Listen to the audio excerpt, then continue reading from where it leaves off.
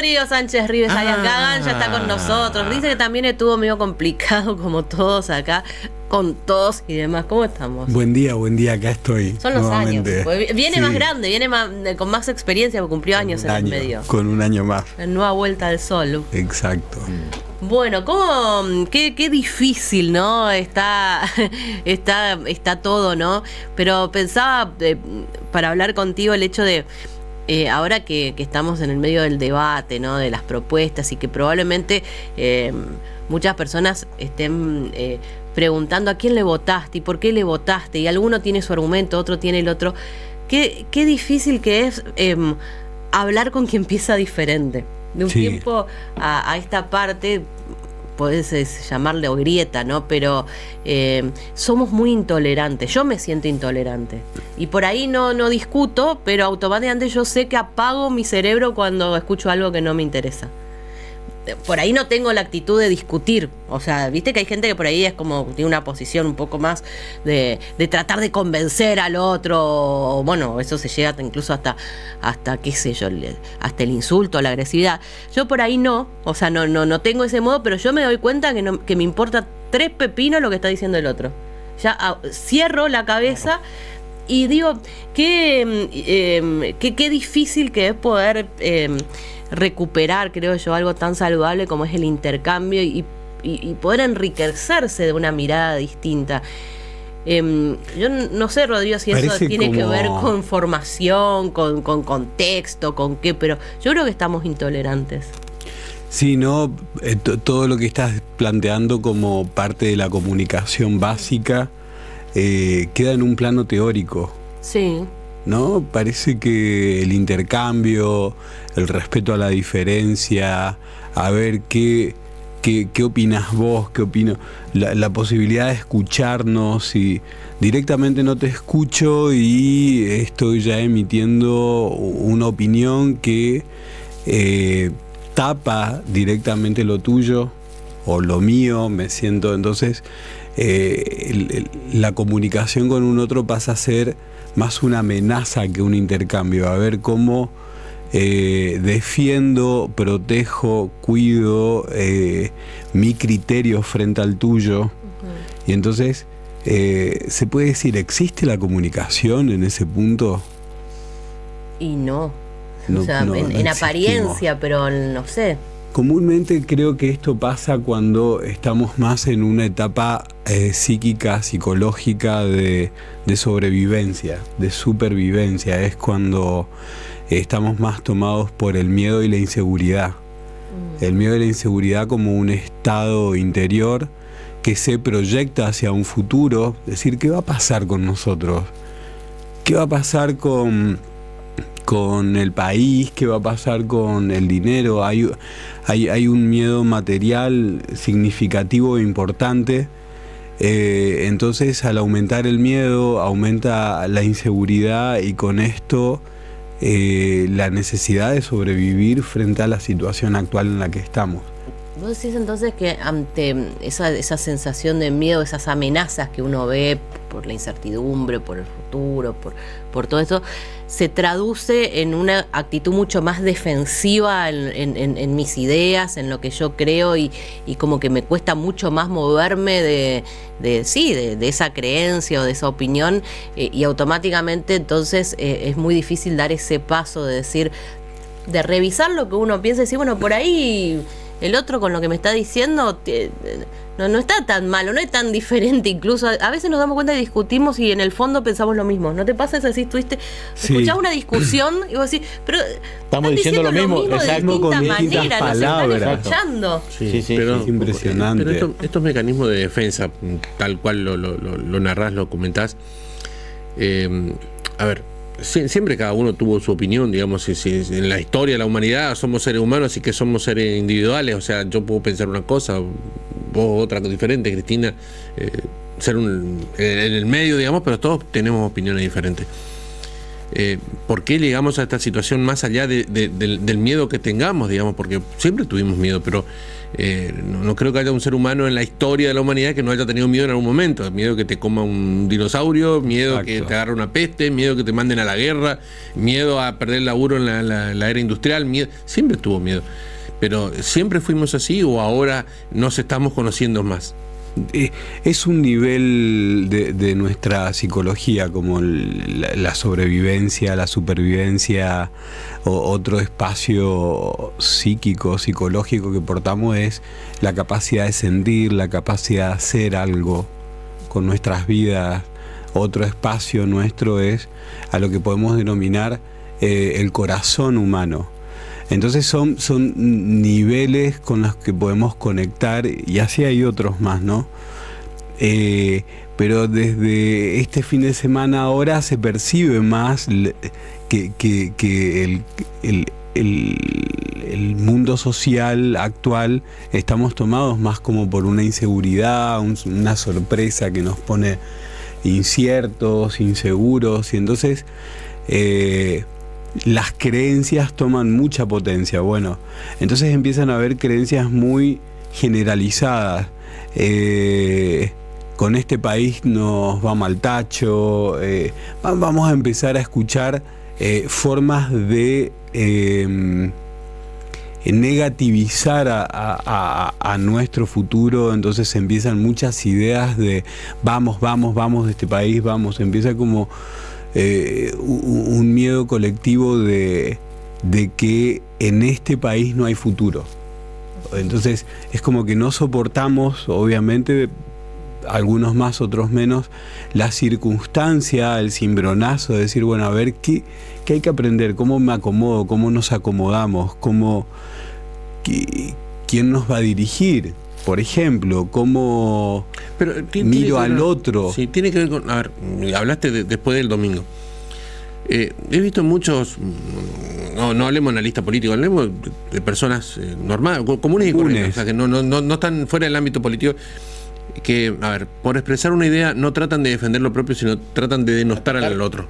O sea, no, si gana fulano va a pasar tal cosa. No, claro. Si gana mengano va a pasar tal cosa. No, porque fíjate que esto... O sea, en vez de defender, de decir, no, me parece que lo mejor es que gane fulano porque eso va a potenciar tal cosa, en vez de mostrar lo bueno que tiene mi pensamiento, es mostrar lo malo que tenés vos en tu pensamiento.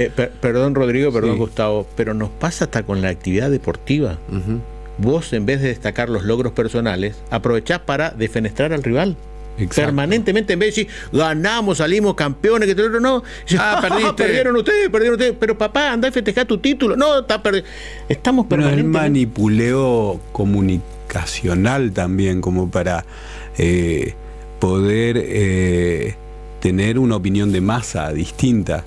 Entonces, lo que sugiero frente a esta situación es que empieza a haber como un apasionamiento exagerado basado en creencias generales que no tienen base, son como fundamentos que no tienen base y con, podemos llamarlo un estado de charlatanería y opinión por opinar. Entonces la sugerencia básica cuando estamos frente a estos miedos, frente a estas inseguridades, es tener informaciones fehacientes de personas que realmente estén en el tema para poder tranquilizarnos y poder ganar un criterio de realidad básico. Un criterio de realidad básico que parece tan elemental y no... Como un sentido común, porque frente al miedo, perdemos el sentido común como un soporte psicológico interesante para poder adaptarnos y vivir la realidad que nos toca vivir. Esto, estamos hablando como casi en un plano social, ¿no? Vos hablaste como una psicología social, sí. ¿No? ¿Individualmente también nos afecta? También sí, totalmente. Todo lo social afecta a lo individual y lo individual a lo social. Es imposible estar no tocado por esta circunstancia. Entonces, un vecino me puede mandar un mensaje diciendo, es el peor momento de mi vida. ¡Pum! Llega un mensajito. Y vos empezás empezás la mañana así, ¿por qué? Por todo lo que pasó, ¿me entendés? Es como el efecto de poder vivir una vida digna, el temblor de la dignidad, de cómo vamos a vivir, empieza a ser una pregunta y un cuestionamiento. Entonces, en todas las personas en este momento hay algún efecto. Puede ser positivo o negativo, ¿no? Y el punto es ir viendo si estás tomada por un efecto más negativo de las impresiones sociales. Claro. Esto también, vos decías, tratar de tener un criterio de realidad, es decir, tratar de saber de todo lo que es cierto, que es real, que es posible. Y también me parece que en el otro sentido, esto generalmente ante la mirada negativa, pero también hacia las desmedidas expectativas, porque a veces también sin mucho criterio de realidad automáticamente se plantean escenarios como que mágicos, es decir, listo, ya está. A partir de mañana, parece que todo lo vinculamos electoralmente porque es lo que nos pasó, pero claro. Así como hay muchas personas que dicen, a partir de mañana, no sé, me tengo que exiliar porque acá no voy a poder vivir más, porque voy a tener que vender un riñón, literalmente, voy a tener que vender a mis... ¿Viste que vamos a empezar a escuchar así? Muchísimos esos comentarios que tienen un efecto sí, pero hay otras personas que dicen, a partir de ahora, listo, ya está, esto esperá nomás, a partir de ahora ya mágicamente... El 11 de diciembre veraneamos en Miami, una cosa así. Mágicamente todo va a ser diferente, ¿no? Y yo digo, estamos tan necesitados de... Muy idealizado todo o muy... o como un cielo o un infierno. Claro, todo muy extremista. También es cierto que nos cuesta, no sé a ustedes qué les pasa, y si vos lo ves en consulta, Rodri, que nos cuesta también tener paciencia y esperar procesos. Vos me decís, de acá a 15 años, pues, si hacemos esto, ¿viste? De manera sostenida, de manera perseverante, de acá a 10 años vamos a ver un resultado distinto. Yo no quiero esperar 10 años, yo no sé qué va a pasar mañana. Entonces, vos decime que algo va a solucionarse más rápido y aunque sepa que es mentira, yo voy a estar más feliz. Claro, que algún sistema de creencia se acerque a nuestras creencias, es lo que esperamos. Si vos me empezás a sacar de mis propios fundamentos, de mis propias creencias, voy a estar más inseguro frente a la realidad que me toca vivir, tanto personal, vincular o social, en el ámbito laboral. Entonces la sugerencia siempre es un sentido común, un criterio básico que te dé estabilidad. Entonces hablar por hablar, sin responsabilidad de la expresión de lo que estoy diciendo, voy a perder un riñón, acá no hay futuro, se tienen que ir.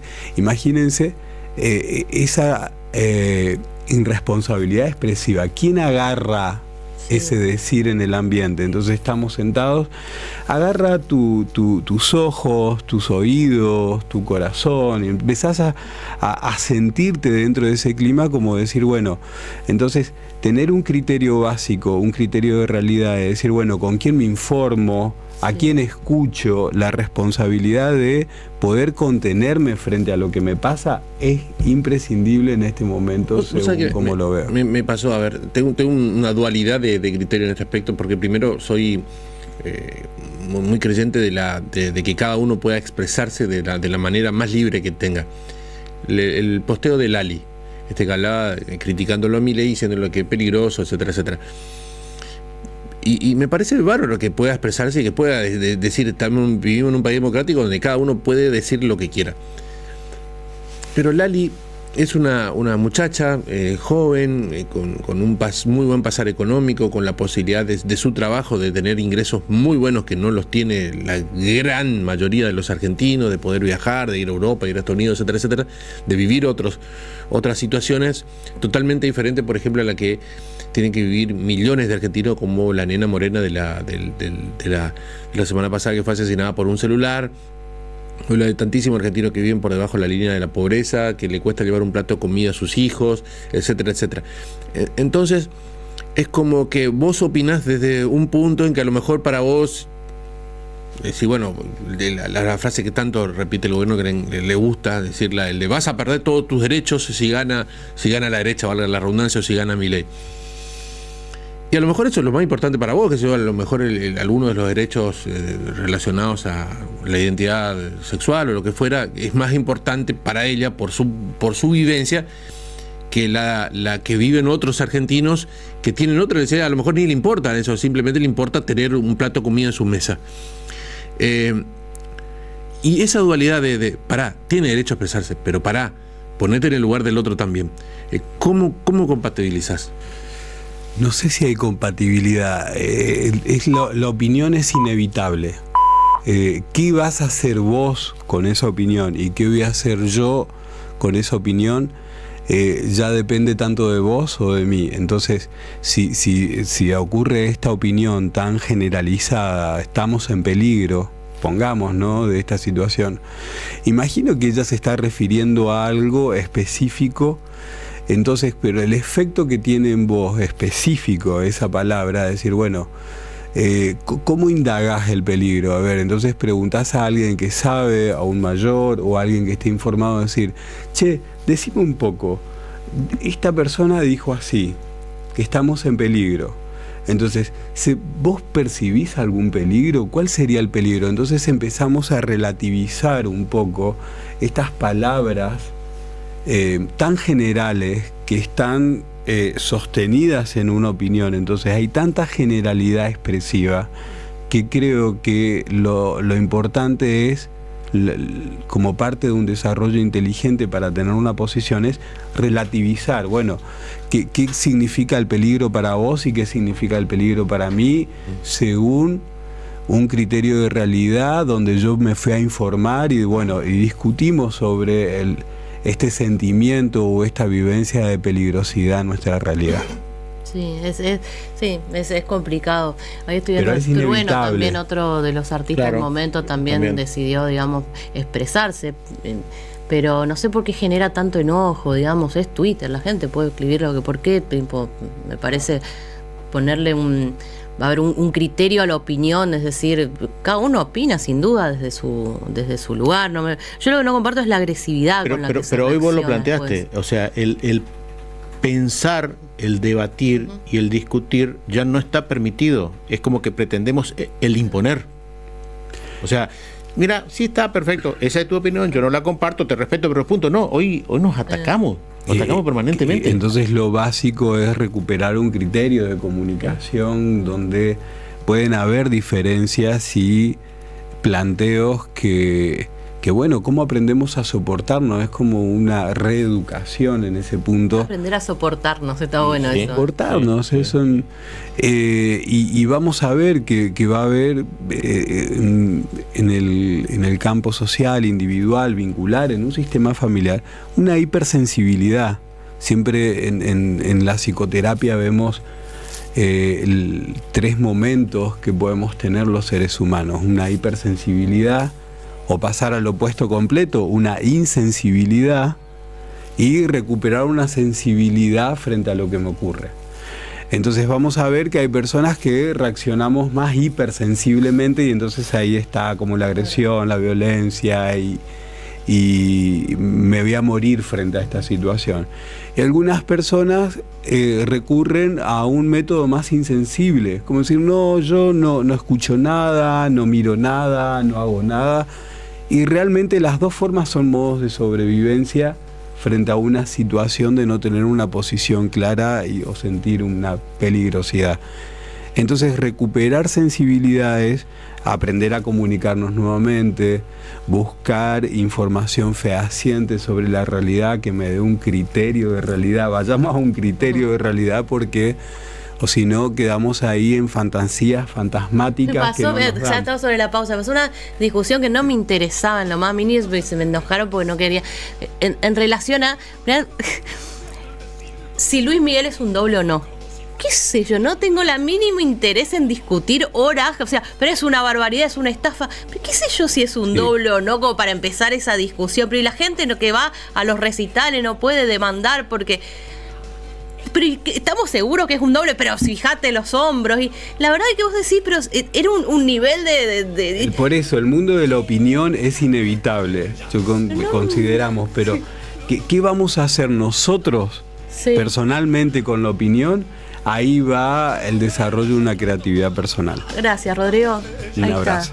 Bueno, ahí está, no me interesa discutir si Luis Miguel es un doble o no sé, pero... Discutamos y vámonos a la pausa. Necesitamos, no, vamos a ir a la pausa, porque yo creo que...